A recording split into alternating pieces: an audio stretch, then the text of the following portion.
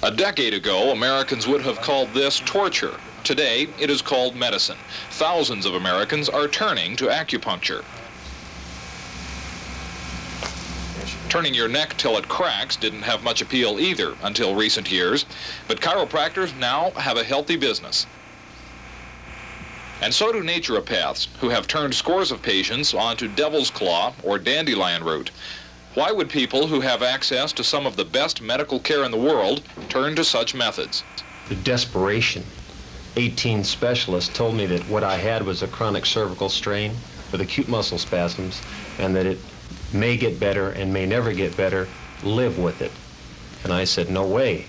I wasn't getting anywhere with the Veterans Bureau.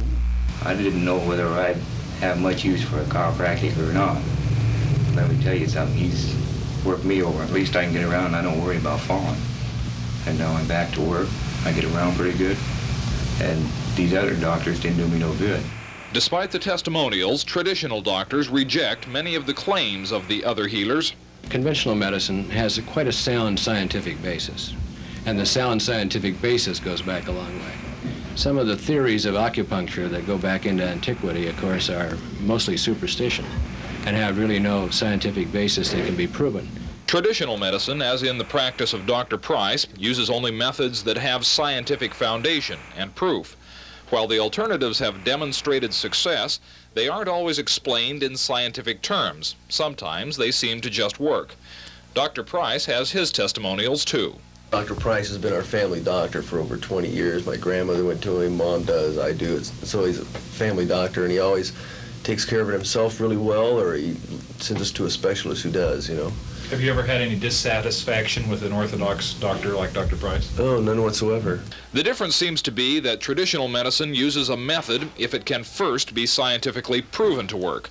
The alternatives sometimes use methods that work, then hope to have science find out why. In an interview with producer Ken Strobeck, the president of the Oregon Medical Association said the difference in approach blocks the investigation and verification of new methods. There's very little intercourse between the professions. We don't find that they are helpful or anyone that we can call on. We'd have to be convinced that what they were doing was fundamentally scientific, based on rational principles.